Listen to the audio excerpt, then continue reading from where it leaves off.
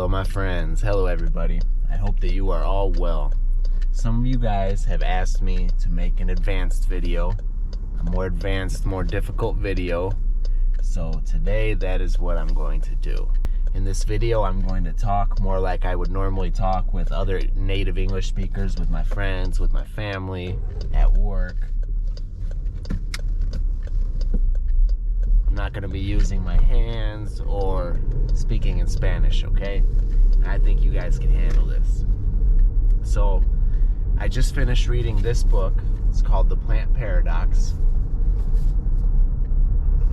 The Plant Paradox, and basically what this book is about how that a lot of the most popular foods that we eat, especially here in the United States, but definitely all over the world, are actually really, really bad for us. They are not healthy at all. So this book is written by a heart surgeon. He's a doctor who does heart surgeries. So he treats patients who are obese, have diabetes, have blood problems, all these types of things. And through his research, he found out that most of these problems are caused by poor diet. Okay, it's caused by the foods that people eat that they should not eat. So he spent years and years researching the foods that are actually good for us, and he found some very interesting things. And it turns out that a lot of the foods that people eat a lot of are really not good for us at all. And the reason that some of these foods are not good for us, I'll tell you guys what the foods are later, what some of the big foods are later that are not good. But the reason is because as humans evolved, we did not evolve eating the foods that we are eating today, okay? Some of the foods that we eat today as a species, we were not eating 50 years ago, okay? And we were definitely not eating 50,000 years ago. So it takes our bodies a long time to evolve to eat these foods. So because this is an advanced video, I'll use some difficult words for you guys, okay? There is a protein found in certain plant products called a lectin, okay? And it's very prevalent in soy and wheat and corn, okay? And this protein, it gets in our stomach when we eat it, and it causes little holes in the lining of our stomach, okay? And this causes a condition called leaky gut. And when we have leaky gut, we have little holes in our stomach, and the food and bacteria and bad things can get out of our stomachs and get into our bloodstream and cause so many problems. So this lectin is bad, right? This lectin, ooh, scary lectin, it's bad. Well, it can't be in that many foods, right? So what kind of foods is it in? Almost everything that we eat, okay? So lectin is in corn, it is in soy, it is in wheat. Now, what things are made with corn, soy, and wheat? Almost everything, okay? Bread, pizza, tortillas, all of these products have tons of lectin in them, and people eat them every day, okay? Breading on fried foods, chicken nuggets that kids love to eat, pizza that kids love to eat. Everybody eats sandwiches, okay? The bread from that. And then not only is it in the bread, it's also in the meat, because the farmers are feeding the cows, they're feeding the chicken, and they're feeding the pigs corn, okay, and soy, but that is not what these animals are supposed to eat. So even the meat that we eat today is not healthy like it's supposed to be. Animals are supposed to eat grass, but we are feeding them corn to make them fat, and it's causing a lot of health problems for a lot of people. So when I was reading this book, I was thinking, okay, do I want to try and make these changes in my life? What kind of things do I want to change? All right, because this doctor, he says that we should be eating very little meat, only a little bit of meat each day.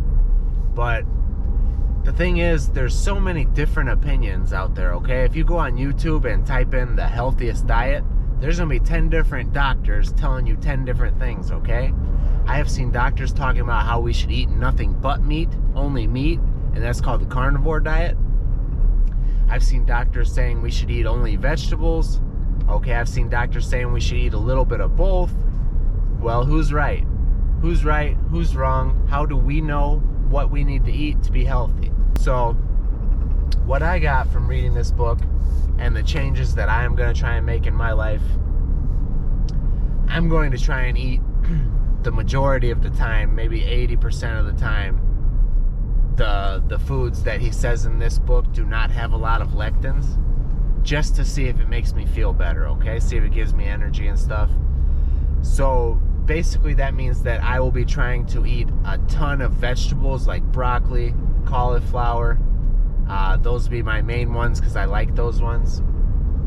And I'll be eating meat, but I'm going to try and buy the better meat that is organic and grass-fed. Grass-fed meaning that the animals ate their natural diet, okay? They ate the grass that they're supposed to eat. They did not eat soy and corn and all that farmers give them. And I'm going to eat a lot of seafood, which is fish, mussels, crabs, lobsters, shrimp, things like that, but wild caught. So it means it comes from the ocean, not from a farm, okay? Because farmed seafood, they're feeding these fish corn and soy, and these fish are not supposed to eat corn and soy. They're supposed to eat bugs, seaweed, things that you find out in the ocean, other fish. Okay, so another interesting thing about this book is there are certain things that we think of as healthy, and this doctor says they're not, okay? For example, fruit. He says that most fruit is bad because there is lectins in the seeds. So in the seeds of the fruit, there's a lot of lectins. So if you look at a strawberry, there's seeds all over it, all right? And that's lectin. And also he says that the sugar in fruit causes a lot of problems for us. And I really don't eat a lot of fruit because I am not a fan of sugar either, and my body does not react well to sugar. But it makes me think because my son eats a lot of fruit.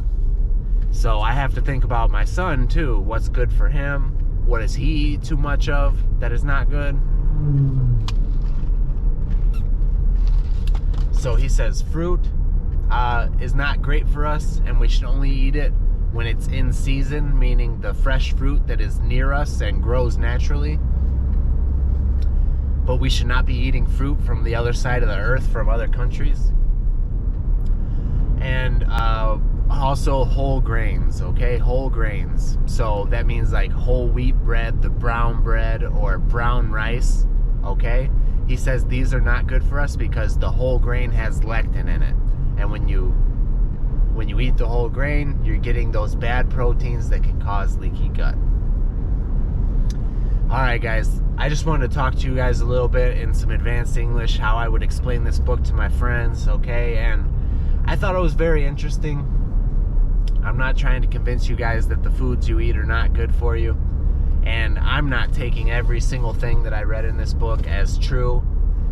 But I like to look at different people's opinions, and then I can form my own opinion, okay? And my opinion from this book is that I need to stay away from meat that is not grass-fed and is not fed its natural diet. And I've been thinking that for a while, but now that I read this book, it really, really confirms that for me. And maybe that I need to add some more organic vegetables like the broccoli and the cauliflower to my diet. Alright guys, I want you to tell me down below, did you understand me well? Did you understand me well when I was speaking in this video? I'm very curious to know how you guys handled this more advanced lesson. Alright my friends, como siempre, muchísimas gracias por ver, nos vemos pronto.